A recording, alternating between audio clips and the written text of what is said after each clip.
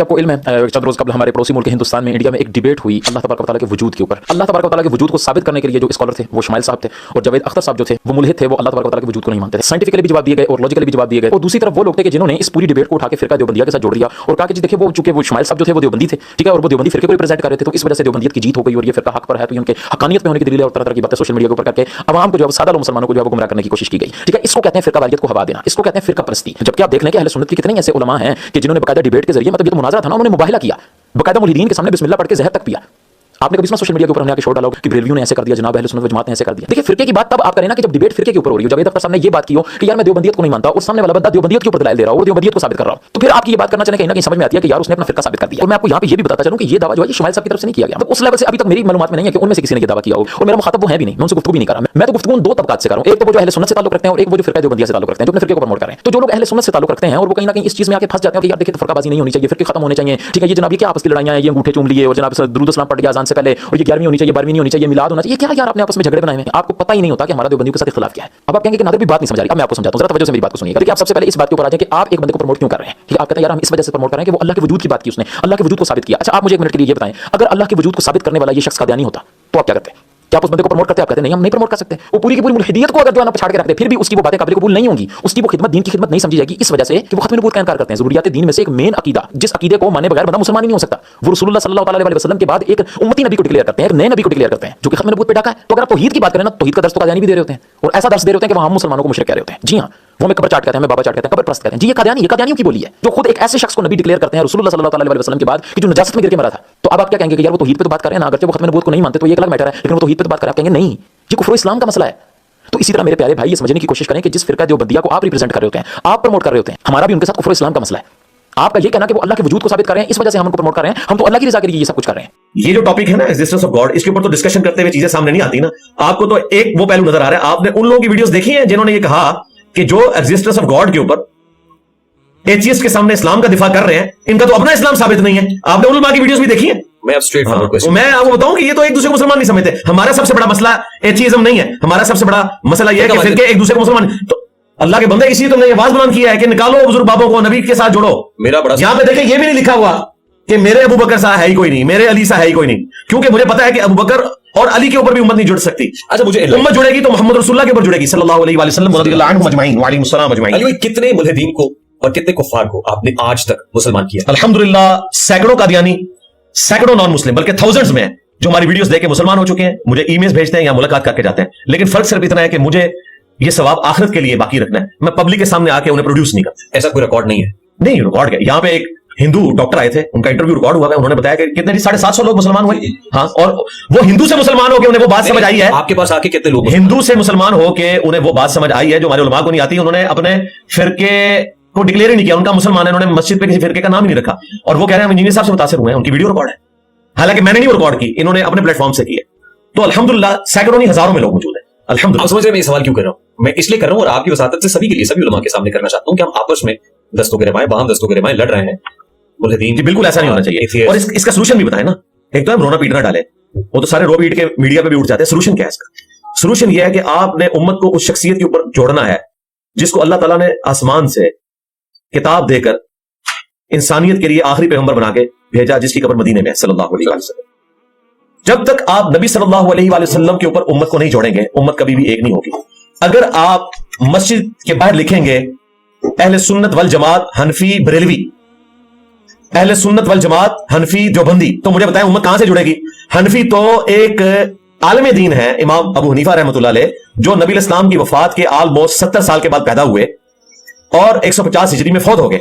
उनसे पहले सहाबा और ताबीन मौजूद थे। उन्होंने अपने नाम के ऊपर कोई मस्जिद नहीं बनाई, कोई फिरका नहीं बनाया, इन्होंने भी नहीं बनाया होगा, लेकिन लोगों ने इनकी तरफ मंसूब किया। और देवबंद यूपी इंडिया का एक शहर है जहां 1867 में एक मदरसा बना। उससे पहले दुनिया में कोई मुसलमान अपने आप को हनफी देवबंदी नहीं कहता था। और माजरत के साथ जिन आलम दीन का आप जिक्र कर रहे हैं ना, वो भी हनफी देवबंदी है, अपने आप को फखरिया हनफी देवबंदी कहते हैं। तो जब आप अपने आप को हनफी देवबंदी कहेंगे एक दूसरी सदी हिजरी के बंदे के साथ जोड़ के और एक 14वीं सदी हिजरी के बंदे के साथ जोड़ के, तो फिर उम्मत कैसे जुड़ेगी? आपको चाहिए आप अपने आप को मुस्लिम कहें। हम देखें मोहम्मदी भी नहीं कहलाते, ये पॉइंट टू बी नोटेड। मुसलमान अपने आप को मोहम्मदी नहीं कहते, correct me if I am wrong, मुस्लिम कहते हैं। हनफी, शाफी, हम्बली, मालिकी। अब जाहिर है जो इमाम अबू हनीफा के मानने वाले हैं वो उनको फॉलो करेंगे और हनफी कहलाएंगे। अब यहाँ पे फॉर एग्जांपल आपको किसी एक को चुनना है और आपको उसको फॉलो करना है, क्या एट द सेम टाइम आप सभी को फॉलो कर सकते हैं? जी, हमने तो एक को चुन लिया ना, इसके होते हुए हमें तो कोई नजर ही नहीं आ रहा, क्या करें हम? और यहाँ से जो दीन जी, नबी इस्लाम फैला ने है, दीन, देखें आइम्मा इकराम ने भी हमें यही कहा है, इमाम हनीफा, इमाम शाफई, अहमद बिन हंबल, इमाम मालिक, सुफियान सोरी हो, औजाई हो, और जितने हैं, इमाम जाफर सादिक अलैहिस्सलाम हो, रदियल्लाहु अन्हुम अजमईन व अलैहिमुस्सलाम अजमईन, हम तो सारी दुआएं उनको देते हैं। इनमें से किसी ने नहीं कहा कि आपने हमारी बात को हरफे आखिर समझना है। इन सब ने कहा कि कुरान और सुन्नत को फॉलो करना है, हमारी कोई बात कुरान और सुन्नत के खिलाफ हो आपसे छोड़ दे। यानी सब ये कह के गया कि मेरे नबी साहब है ही कोई नहीं, तेरे बाबे थे शाही कोई। क्या ये तासुर दुरुस्त है कि आपने यूथ में डाउट्स क्रिएट किए हैं, मुस्लिम यूथ में, रादर देन के कोई इस्लाहुद्दीन डाउट्स क्लियर किए हैं, बिल्कुल ठीक है, डाउट्स क्लियर किए हैं, बिल्कुल क्रिएट शीशा कर दिए, क्रिएट किए हैं, मैं कह नहीं क्लियर डाउट्स क्रिएट। कौन सा डाउट? फॉर एग्जांपल अभी हमने नमाजे जोहर और असर एक साथ अदा की है, हमारे यहाँ नहीं होता, मतलब हमने 3:05 पे शायद जोहर पढ़ी और उसके फौरी बाद असर के लिए हमने सब बंदी करके शुरू किया, मतलब enlighten me if I am wrong. और फिर उसमें मेरे जो लेफ्ट साइड पे आपके स्टूडेंट खड़े हुए थे, उन्होंने जो जोहर पढ़ी वो हाथ छोड़ के पढ़ी, और फिर उसके बाद जब असर पड़ी तो हाथ बंधे हुए थे, और मैंने जोर हाथ बांध के पढ़ी और असर छोड़ के। एग्जैक्टली, मतलब वो आपके स्टूडेंट है, बट ऐसे ही वो देख रहा था मैं कि जो आपने हाथ बांधे हुए थे उन्होंने हाथ छोड़े हुए थे, फिर अगली में आपने हाथ छोड़ दिए थे और उन्होंने हाथ बांधे हुए थे, तो थोड़ा सा वो मतलब मेरे डाउट खलल चल रहा था कि सुन्नत ये कैसे हो रहा है। दोनों सुन्नत तरीके हैं। हाँ। नबी इस्लाम ने हाथ छोड़ के भी नमाज पढ़ी है, हाथ बांध के भी पढ़ी है। इसी तरीके से नबी सल्लल्लाहु अलैहि वसल्लम कानों तक रफुल यदैन भी किया है और कंधों तक भी किया है। सही मुस्लिम में कानों तक का जिक्र है, बुखारी में कंधों तक का। तो एट द सेम टाइम दोनों तरीके से करना आप समझते हैं जायज है? जी बिल्कुल दुरुस्त है, अल्हम्दुलिल्लाह। लेकिन रफुल यदैन करें, रफुल यदैन छोड़े ना, रफुल यदैन करना। और यही हुआ ना कि 4 इमामों के मानने वाले जाहिर है नहीं, 4 इमामों के साथ इसका ताल्लुक ही नहीं है, मैंने नबी इस्लाम का जिक्र किया। देखे इमाम वो हैं, इमामों के वालिदैन भी अभी पैदा नहीं हुए थे, नबी इस्लाम दुनिया से तशरीफ ले गए थे, तो आप फिर उनको माइनस कर देते हैं उनकी स्ट्रगल। कोई स्ट्रगल है, जो उनकी स्ट्रगल है उसको लेके आए ना। एक शख्स उम्मती है, उसे उम्मती के दर्जे पे रखे ना, एक शख्स आलिम दीन है, उसको आलिम दीन के दर्जे के ऊपर रखे ना। मैं आपको अब एक एग्जांपल के तौर पे समझाता हूं कि एक शख्स अपने आप को नबी सल्लल्लाहु अलैहि वसल्लम के दीन के खादिम के तौर पर पेश करता है, और वो कहता है कि मैं दीन की खिदमत करने की कोशिश कर रहा हूं, मैं नबी इस्लाम का फरमान आप तक पहुंचा रहा हूं, जहां मेरे पास कोई हदीस मौजूद नहीं है, मैं ताबईन के अक़वाल से मैं चीजें अखज़ करता हूं, और जहां मुझे वो भी नहीं मिलती मैं इज्तिहाद कर लेता हूं। बाद में एक दूसरा शख्स आता है और वो कहता है कि इस शख्स ने जो इज्तिहाद किया था गलत है, क्योंकि हमें हदीस मिल गई है कि नबी इस्लाम ने इस मामले में ये हुक्म फरमाया, लिहाजा हम इस शख्स के इज्तिहाद को छोड़ेंगे, हदीस पे अमल करेंगे। तो उसने वो उस इमाम की कोई तौहीन नहीं किया, उसी इमाम की बात मानी। और आज देखिए हम ऐसे खुश नसीब हैं कि इन सारे इमामों के पास जो नॉलेज था, हमारे एक क्लिक के दूरी के ऊपर वो नॉलेज अवेलेबल है। यानी इमाम बुखारी ने सही बुखारी लिखी, मेरे टेबल के ऊपर ये 6 इमामों की पूरी जिंदगी की कमाई रखी हुई है, जबकि हर इमाम के पास अपनी जिंदगी की एक कमाई थी। इससे भी बढ़ के हमने ऐसी वैल्यू एडिशन किया है कि अगर हम इमाम बुखारी से ये कहें कि आप सही बुखारी से ये हदीस निकालें कि अम्मार को एक बागी जमात कत्ल करेगी, अम्मार उन्हें अल्लाह और जन्नत की तरफ बुला रहे होंगे और वो जमात जहन्नम की तरफ बुला रही होगी, तो ये हदीस निकालें, तो इमाम बुखारी को कम से कम 5 से 10 मिनट चाहिए हदीस निकालने के लिए, क्योंकि वो पहले चैप्टर निकालेंगे, उसके बाद वहां पहुंचेंगे। हमारा स्टूडेंट बताएगा कि सर आपको नहीं पता, चंद साल पहले आपकी किताब में इंटरनेशनल नंबरिंग हो चुकी है, इस हदीस का नंबर है 2812, या मेरे मोबाइल में डालें 2812 तो फौरन हदीस खुल जाएगी। इमाम बुखारी ने हदीस की नंबरिंग नहीं की थी, इवन आयात की भी नंबरिंग बाद में हुई है। तो वैल्यू एडिशन इतनी हो चुकी है कि अब हमारे पास एक फिंगर हिलाने के ऊपर सारा नॉलेज एक जगह पे जमा है। इन डाउट्स को क्लियर करने के लिए आप यूनिवर्सिटीज में क्यों नहीं जाते? यूनिवर्सिटीज में मुझे जाने की जरूरत नहीं, यूनिवर्सिटीज के टीचर्स, उनके स्टूडेंट्स मेरे पास यहाँ आते हैं, मैं उनका बिग ब्रदर हूं। आई मीन अच्छी बात है यूनिवर्सिटीज में जाना, को बुरी कॉलेज नहीं कोई बुरा नहीं है, लेकिन मैं बता रहा हूं इधर आते हैं। और यूनिवर्सिटी में भी बच्चे जब क्लास में बैठे होते हैं, ऑडिटोरियम में बैठे होते हैं, अपने मोबाइल लेके बैठे होते हैं, उसमें जीवी साहब को सुन रहे होते हैं। मैं जानने की चाह रहा हूं इसमें हिकमत क्या है, व्हाट स्टॉप्स यू? जरूरत नहीं है जाने की, सिक्योरिटी रिस्क इन्वॉल्व, सिक्योरिटी सबसे बड़ी वजह है, सिक्योरिटी रिस्क पर। दूसरा, हमने आम खाने पेड़ तो नहीं गिनने। मैं एक कुर्सी में बैठ के, एक एकेडमी में बैठ के पूरी दुनिया में बैठे हुई जेन ज़ी के मोबाइल में पहुंच चुका हूं, तो मुझे क्या जरूरत है कि मैं कहीं ओपन गैदरिंग करूं और उनकी लाइफ को भी वनरेबल करूं, अपनी लाइफ को भी वनरेबल करूं। ठीक है, उनकी लाइफ ज्यादा इफेक्टिव मीडिया इफेक्टिव है। अब देखिए, जिस तरह आप लोगों को अब समझ आ गई है कि आप जिस टीवी चैनल के ऊपर जॉब कर रहे हैं, आपका जो सोशल मीडिया है उसकी व्यूअरशिप उस चैनल से भी बढ़ गई है। तो अब ये जिद है ना कि चैनल ये कहे नहीं, चैनल तो फिर तौर पता है चैनल। तीसरा, लोग जब चैनल पे साफी आना शुरू हुए तो लोगों ने नहीं जी अखबार तो तौर पता है अखबार होता है, उन अखबार को पढ़ता भी नहीं, सिवाय समोसे पकौड़े आते। तो वक्त के धारे के साथ आपने अपने आप को अपडेट करना है। मैं बल्कि मैं लफ्ज नहीं बोलता, मैं हमारा ये प्लेटफॉर्म सबको सुपरसीड कर गया। ये सारे परेशान है, हाथ पांव भूल गए। आपने देखा सारे इकट्ठे होकर एक बंदे की बात कर रहे हैं, किसी और की तो बात ही नहीं कर रहे, सारे इकट्ठे हुए हैं। क्यों? मैंने उस वक्त इसमें एंट्रेंस अपनी शो की 2008-9 में, जब इनको पता भी नहीं था। और दूसरा, मैंने प्रोडक्ट ऐसे ही लाके मार्केट में रखी कि कुरान की आयत का रेफरेंस डिस्प्ले करके, हदीस का रेफरेंस उसको डिस्प्ले करके, इनके पास तो दिखाने के लिए कुछ है नहीं है। ये अगर उस वक्त आ भी जाते तो मुकाबला नहीं कर सकते थे, अब तो बिल्कुल नहीं कर सकते, क्योंकि अब ये अपनी आवाम के सामने को बोंगी मारते हैं ना, तो लोग पूछते हैं हजरत ये क्या। मसलन आपने वो मुफ्ती साहब का जिक्र किया और उन्होंने कहा कि मैंने गौसे पाक की शेख अब्दुल कादिर जिलानी की तौहीन की है। तौहीन तो ये लोग करवा रहे हैं। ये खुद ऐसे वाकयात बयान करते हैं कि अब्दुल कादिर जिलानी ने अपने एक मुरीद को सिर्फ इस वजह से कि उसने वुजू करवाने के बाद लोटे की टूटी किबला रुख नहीं रखी थी, जो ना कुरान है, ना सुन्नत है, ना दीन है, ये अपनी तरफ से मनगढ़ंत एक चीज है, तो उसको गुस्से से यूं देखा, जला के राख कर दिया, और फिर लोटे की तरफ देखा तो लोटे की टूटी किबला रुख कर दी। तो मैंने अर्ज किया था कि हजरत साहब से कहते हैं कि पहले लोटे की तरफ देख लेते हैं, वो किबला रुख हो जाता, मुरीद तक पहुंचते हुए उससे उनका ठंडा हो जाता। अब मुझे बताएं, ये दीन आप क्या नॉन मुस्लिम को पेश कर सकते हैं? वो ज्यादा इसे हॉलीवुड की एक फिल्म समझेंगे और कहेंगे कि देखें जी, ये लेजर जो आंखों से फेंकी जाती है, ये लगता ही है कि ये इनके बुजुर्ग जो हैं वो हॉलीवुड की फिल्में देख के इस किस्म की करामात अपने बुजुर्गों की तरफ मंसूब करते थे। तो शेख अब्दुल कादिर जिलानी रहमतुल्लाह अलैह की तरफ जो ये चीज मंसूब की इन्होंने, तो फिर हम इन्हें बताते हैं कि अब्दुल कादिर जिलानी ऐसे नहीं हो सकते, out of context and unjustified नहीं वो कर रहे हैं। लेकिन ये कह रहे हैं कि उनकी करामत है। फिर हमने कहा अगर करामत है तो सुन्नत के मुताबिक हो, बुखारी मुस्लिम में है। अनस इब्न मालिक कहते हैं मैं 10 साल का बच्चा था, मेरी वालिदा ने मुझे नबी इस्लाम के साथ अटैच किया, 10 साल मैं हुजूर को वुजू करवाता रहा, मेरी उम्र 20 साल थी, नबी इस्लाम दुनिया से गए। इन 10 सालों में कभी आपने मुझे डांटा नहीं, आप मुझे काम के लिए भेजते थे, मैं बच्चों में खेलता रहता था, आपने कभी मुझे नहीं पूछा कि मैंने तो इतनी देर पहले तुम्हें काम के लिए भेजा था। ज्यादा होता था कि आप मेरे पीछे खड़े होते थे और प्यार से यूं कभी आंखों पे हाथ रखा, कभी कान पे, 19 प्यार से मैंने तुम्हें फलां काम, अच्छा यार रसूलुल्लाह भी करता हूं। आप अपने बुजुर्गों को रसूलुल्लाह से मंसूब करते हैं, वो तो 10 साल अपने किसी स्टूडेंट को डांटे भी ना, और तुम्हारे बुजुर्ग जो हैं उन मुरीदों को जो बेचारे अपनी आखिरत बनाने आए थे जला के राख कर दें, और उसका रिजल्ट ये निकलेगा कि कुरान में है कि जिसने एक मुमिन को नाहक कत्ल किया वो हमेशा के लिए जहन्नम में है। उन्होंने मुरीदों की क्या आखिरत बनानी थी, इनके पीर साहब ने बकौल इनके अपनी भी आखिरत हमेशा के लिए बर्बाद कर ली एक नाहक कत्ल करके। अब जब मैं ये बातें करता हूं कहते हैं कि ये जुल्म गुस्ताखी, और गुस्ताखी तो आप कर रहे हैं, आप कहें ये झूठ है, फ्रॉड है, और ये वाकया बापा जानी ने लिखा हुआ है, अमीर अहले सुन्नत यास कादरी साहब। जी मेरे एक्स मुर्शिद। हाँ। 103 रोज की कैद के बाद जब आप वापस आए तो मैंने आपके मुंह से कुछ लोगों के बारे में अच्छी बातें भी सुनी, पहले भी थी वो, लेकिन अब आपको रियलाइज हुआ कि नहीं यार अच्छी बात, पहले भी थी, पहले भी अच्छी बातें करता था। अब इस इवेंट आप सपोर्ट किया ना, आपको कुछ लोगों ने पहले भी मैंने मैंने उनको सपोर्ट किया तो उन्होंने मुझे सपोर्ट किया।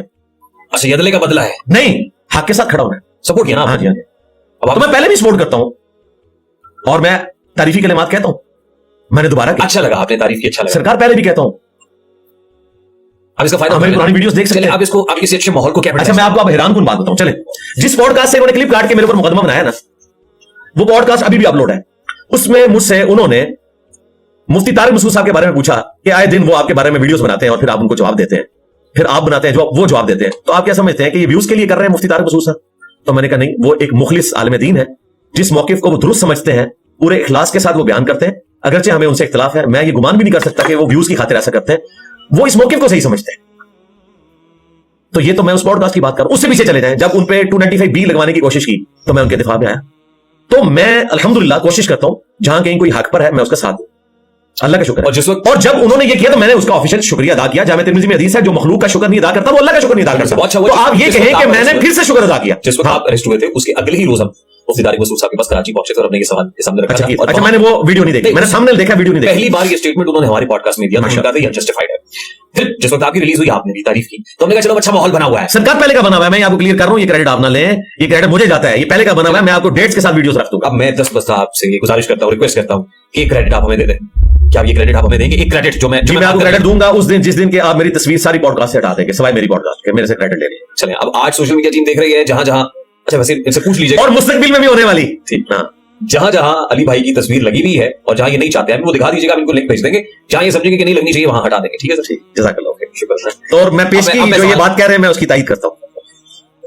बहुत अच्छा, अल्हम्दुलिल्लाह अल्हम्दुलिल्लाह सर। मैं ये कह रहा हूं कि माहौल बहुत अच्छा बना हुआ है। जी जी अल्हम्दुलिल्लाह। हमारे हमसाया मुल्क के अंदर एक मुनाजरा हुआ है और जाहिर है बहुत दूर दूर तक पहुंचा है, उसके असरात भी आ रहे हैं। मैं चाहता हूं हमारा प्लेटफॉर्म हाजिर है, मुफ्ती तारिक मसूद साहब हो या कोई और मुफ्ती हो, मैं नाम नहीं ले रहा, इंजीनियर मोहम्मद अली मिर्जा साहब के साथ बैठ जाएं। हम आपको गारंटी करते हैं जो शराइत आप देंगे उन शराइत, मेरी कोई शर्त नहीं है, सिर्फ एक शर्त कि जिस मकबे फिक्र का वो मुफ्ती है ना, उनका बड़ा लीडर उसे नॉमिनेट कर दे कि ये हमारे मकबे फिक्र का, उनसे लिखवा के ले आए। नहीं वीडियो में लिखवा, वीडियो लिख के दे दें वो सरकार लिख के क्यों, लिख के मैं ले देता हूं उनकी तरफ से, एडोम में बना देता हूं। अभी आपको मुफ्ती मुनीर साहब के अपने हक में चाहिए, मैं भी बना देता हूं लिख के। नहीं लिख रही बात, लगवा लें सरकार। आप मुझे इसके ऊपर मीम बना के, और सरकार एक मिनट मीम बनेंगे, इंजीनियर डर गया, और मीम बनाने वाले आपके नहीं है, आपका सारा मीडिया मिलके वो काम नहीं कर सकता जो हमारा एक स्टूडेंट करता, छोड़ जाए। तो मेरी बात डर गया सरकार, ये मीम बनाने वाले सर कोई भी नहीं बनाएगा, मीम साहब की बनेगी। वो इतना मैंने मटेरियल दे दिया, आपको तो पता ही नहीं है कि क्या कुछ मैंने दे दिया है। 295C की भी आपकी बनेगी, आप देखें होता क्या। हाँ तो बात यह है, ये मैं अज़राए तफन्नुन बात कर, आप उस मीम वाली जो बात आप देखें, आप डिजिटल मीडिया के दौर में बैठे हुए हैं और आप मुझे कह रहे हैं कि तख्ती पे मुझे लिख के दे दें। भाई ये दौर है, मोबाइल आपके हाथ में, आप जाएं, सिर्फ 1 मिनट का वीडियो क्लिप चाहिए कि मुफ्ती मुनीर साहब यूं कहे कि मैं इस मुफ्ती को बरेलवी फिरके की तरफ से, मुझे बात नहीं होने देना। रियान भाई लगता है आपको बात समझ आ गई, समझ आ गई आपको बात मैं क्या कहना चाह रहा हूं। तो वो मुफ्ती मुनीर साहब कहें कि ये मेरा रिप्रेजेंटेटिव है, इसकी जीत मेरी जीत मेरे फिरके की जीत है, इसकी हार मेरी हार मेरे फिरके की हार। ये दो जुमले आपने बोले और ये वो जुमले हैं जो खुद एग्री करते हैं ये लोग। मुफ्ती तारिक मसूद साहब, उनके फिरके के जो बड़े हैं वो है मुफ्ती तकी उस्मानी साहब। एक छोटा सा क्लिप बना दें, मैं बैठने के लिए तैयार हूं। और मैं इससे बड़ी बात करता हूं, दुनिया के किसी देवबंदी मुफ्ती के साथ बैठने के लिए तैयार हूं, तकी उस्मानी साहब उनके हक में वीडियो बना दें। और टाइम क्या तक है रेहान भाई, अब आप कैमरे की तरफ देख के जरा मुफ्ती साहब को रिक्वेस्ट करें ना, तकी उस्मानी साहब और मुफ्ती मुनीब को कि यार इधर मकू गोल करिए, क्योंकि 295 सीधे देते लवाई तो कामयाब नहीं हुई है, तो ए बड़ा तरीका है मांडू लाने दा लिख बना दो। नहीं वैसे मुफ्ती तकी उस्मानी का, ये मुफ्ती मुनीब रहमान साहब का हाथ है 295 सी लगाने में। वो छोड़ देना, फिरके का तो है ना उनके। ये जरा वीडियो में कहेंगे मुफ्ती साहब छोटा क्लिप बना दें, मुफ्ती साहब से रिक्वेस्ट करें। मैंने आपको सुना, आपने क्रेडिट दिया मुफ्ती तकी उस्मानी को। अच्छा मैं मुफ्ती साहब मेरी बात सुन लेना, रेहान भाई की जरा बात सुन लें, इनको बड़ा शौक है मुनाजरा करवाने का। अच्छा बात आपकी ये है, मुफ्ती मुनीब रहमान साहब को अल्लाह ताला पहले तो सेहत अता फरमाए, माशाल्लाह सेहतयाब हो गया, दोबारा से बैठ के लगा रहे हैं रियासत को, वो आए हैं, मैंने देखा है, अल्लाह का शुक्र है। अच्छा तो आप ये कह रहे हैं कि आप वीडियो बना दें, छोटी सी वीडियो, क्लिप नहीं है, क्लिप भी नहीं चाहिए, चंद सेकंड। इंजीनियर मोहम्मद अली मिर्जा साहब को क्लिप्स की जबान समझ, फिर वो कहेंगे आप यही सरकार दुनिया में ये भी प्रॉब्लम है ना एआई जनरेटेड है। वो सरकार वो अपने वो कहेंगे फोरेंसिक कराएं, कुछ भी नहीं मैं कहूंगा, इसका बड़ा आसान तरीका है, मैं आपको बताता हूं। मुफ्ती तारिक मसूद साहब का जो चैनल है ना, उसके ऊपर वो अपलोड होगी वीडियो उनके मुफ्ती की, ठीक है, पूरी दुनिया देख लेगी। जब उसकी व्यूशिप जाएगी 1 मिलियन में, ठीक है, पूरी दुनिया को पता चल जाएगा कि वीडियो में ऑन कर लिया है। उसके बाद वो उसे एआई के जो मर्जी के, वो मेरी जिम्मेदारी में बैठने के लिए तैयार हो। ये 1 मिलियन तक जाना भी शर्त है? नहीं, मैं आपको बता रहा हूं कि फौरन चली जाएगी, जाहिर है ये तो बहुत बड़ी खबर होगी। मैं आपकी फोटो लगाएंगे तो बिल्कुल जाएगी, फोटो आपकी मैं आपको अभी बताता हूं कि अगर मुफ्ती मुनीब साहब या मुफ्ती तकी उस्मानी साहब मेरी तस्वीर लगा के कहें कि इंजीनियर साहब हमने अपनी ख्वाहिश के ऊपर आपको सामने बिठाने की खातिर आपकी एक छोटी सी जो इंटेलेक्चुअल शर्त है वो तस्लीम कर ली है कि हम बूढ़े हो चुके हैं, हमारी जुबान उतनी चर्ब नहीं है जितनी आपकी है, तो हम अपनी तरफ से एक चर्ब जुबान वाला फला मुफ्ती लॉन्च करने लगे हैं, जो हमारे फिरके का रिप्रेजेंटेटिव होगा, उसकी जीत हमारी जीत, उसकी हार हमारी हार होगी, और हमें एतमाद है कि हमारा खिलाड़ी परफॉर्म करेगा। तो डबल विकेट खेलनी है, डबल विकेट खेलना है, T20 खेलना है, T20 खेलना है, T10 खेलना है, T10 टेस्ट खेलना है, टेस्ट खेलना है। और ये ऑफर जो है महदूद मुद्दत के लिए नहीं है, जब कभी तैयार हो जाए। अल्लाह का शुक्र है कि आज तक इनमें से कोई भी तैयार नहीं हुआ। उसकी वजह है कि उनको पता है कि इंजीनियर ठीक कहता है। आप अगर मुफ्ती तकी उस्मानी साहब से पूछ लें कि मैं जो कुछ बरेलवियों और अहले तशय्यो और अहले हदीस के बारे में कहता हूं वो ठीक कहता हूं, वो कहेंगे बिल्कुल ठीक कहता है, क्योंकि वो भी यही कहते हैं। सही। और बरेलवी कहेंगे कि इंजीनियर जो देवबंदियों के बारे में कहता है ठीक कहता है, क्योंकि वो भी यही कहते हैं। ये सारे मुफ्ती मैं आपको बताऊं अंदर से मेरे साथ है। ये तो बात सारे मेरे रले ने एक दिन मुनाजरे का फैसला होगा ना सर, जो भी। चलिए फैसला हो चुका है।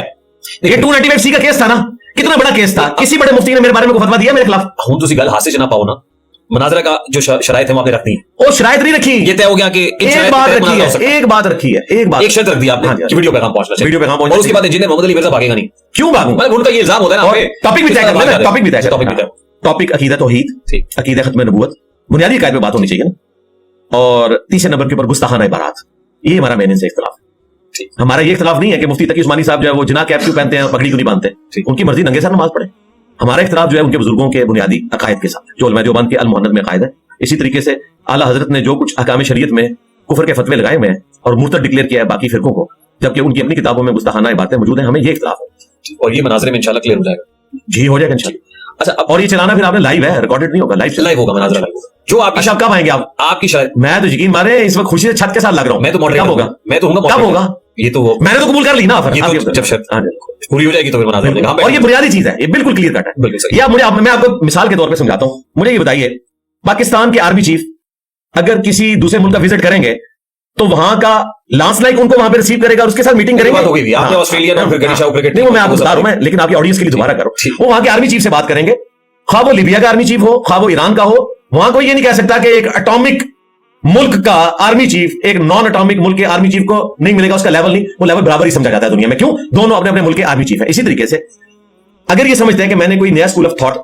लॉन्च किया, हालांकि मैं सबको मुसलमान समझता हूं, इनको चंदे दे दो, इनके पीछे नमाजें पढ़ता हूं, तो इस फिर दावत की ड्राइविंग सीट पर मैं बैठा हूं ना, उसूलन तो मेरी डिमांड ये होनी चाहिए। आर्मी चीफ आप है सरकार, प्राइम मिनिस्टर, मैं डेमोक्रेटिक बनता हूं, प्राइम मिनिस्टर, आर्मी चीफ की बात कर। हाँ, होना ये चाहिए कि दूसरी तरफ जुमला पूरा होना चाहिए, दूसरी तरफ भी उसूलन मेरी डिमांड ये होनी चाहिए कि मुफ्ती तकी उस्मानी साहब और मुफ्ती मुनीब साहब बैठे, क्योंकि वो ड्राइविंग सीट पे हैं। ये मैंने आपका दिल रखने के लिए, आपके चैनल की व्यूअरशिप के लिए एक स्टेप नीचे आ गया हूं कि चले यार खुद नहीं कर सकते तो उनकी ख्वाहिश पे और रेहान भाई की ख्वाहिश पे, मेरी तो ख्वाहिश नहीं है, मैंने तो आज तक नहीं कहा कि मैं किसी के साथ बैठना चाहता हूं। जितनी बार मैंने कहा, इनके जवाब में कहा, ये ज़हन में रखिएगा, मैंने कभी किसी मुफ्ती को चैलेंज नहीं किया। ये कहते हैं कि सच्चा तुम्हारे सामने बैठ, तो मैं जवाब देता हूं। तो मैं आपकी मासूमाना ख्वाहिश पे और इन फिरकों के बड़ों की मासूमाना ख्वाहिश पे मैं एक स्टेप नीचे आ रहा हूं, वरना मेरी डिमांड ये होनी चाहिए कि इनके मुफ्ती बैठेंगे किस दिन काम आने हैं। इतने अरसे से ये 80-80, 90-90 साल के जो मुफ्ती हैं, जो इतनी मेहनत से, आप देखें अमेरिका में जज रिटायर नहीं होता, 80-90 साल का भी हो जाए, मेहनत से बंदा आपने तैयार किया है ना, उस तरह से एक्टिव नहीं है माशाल्लाह जैसे आप एक्टिव हैं। अल्लाह के बंदो, ये अभी एक हफ्ता पहले, ये रुक जाए, 22 दिसंबर 2025 को, आज है 28 दिसंबर 2025, ये सारे बैठे हुए स्टेज के ऊपर और किस तरह गरज रहे रियासत के ऊपर। ठीक है, रियासत के ऊपर गरज रहे, जाहिर है वो एक टॉपिक डिस्कस हो रहा था मदारिस वाला, मदरसा रिफॉर्म्स के हवाले से। हाँ। तो आप कह रहे नहीं उनकी जुबान नहीं चलती है? बिल्कुल चलती है। आप जितनी तो जाहिर है इस उम्र में नहीं चलती ना जितनी आपकी चलती है। आप उलमा की तौहीन कर रहे हैं। आप ये बताना चाह रहे हैं कि मेरी जुबान चलने में इन उलमा से जो इतने अरसे से काल अल्लाह और काल रसूल कह रहे हैं, ज़ईफुल उमरी भी कोई चीज होती है सर, मैं तो उसका बेनिफिट अच्छा चुप कर, मैंने कहा आप ज़ईफुल इत्कादी कहने लगे। ज़ईफुल उमरी अभी आप कह सकते हैं, मैं तो नहीं कह सकता, जरा बड़े हैं। नहीं मेरे तो बड़े हैं, मैंने तो कहा कि अगर अकेडमी कभी आए तो मैं जमीन पे बैठूंगा, यहां उनको बैठाऊंगा अपनी कुर्सी पे। मैं दिली रिस्पेक्ट करता हूं और मुझे कॉन्फिडेंस था कि कभी ये दो मुफ्ती मेरे खिलाफ फतवा नहीं देंगे, ना तकी उस्मानी साहब देंगे और ना मुफ्ती मुनीफ साहब, क्योंकि उन्हें पता है ये नाहक हो रहा है। लोग मौलाना फजल रहमान साहब के पास गए हैं, उन्होंने कहा मैं तो नजराती कौंसिल का हिस्सा ही नहीं हूं, जाके उनसे पूछे जिन्होंने फतवा दिया। तो इनका एहतराम और अकीदत बढ़ नहीं गई आपके जहन? पहले ही बहुत ज्यादा है। मुफ्ती तकी उस्मानी साहब पे कातलाना हमला हुआ, मैं नॉन देवबंदी वाहिद बंदा था प्लेनेट अर्थ पे जिसने उसको कंडेम किया था कि तालिबान की तरफ मंसूब किया जा रहा था, टीटीपी की तरफ, कि उन्होंने हमला करवाया। तो मैंने मुफ्ती तकी उस्मानी साहब की तारीफ की थी, दर्जनों मेरी वीडियोस रिकॉर्ड है। कभी भी आप लोगों ने ये नहीं कहना कि ये 295C के केस के बाद मैं तारीफ कर रहा हूं, मैं हमेशा से करता हूं, सारों की करता हूं।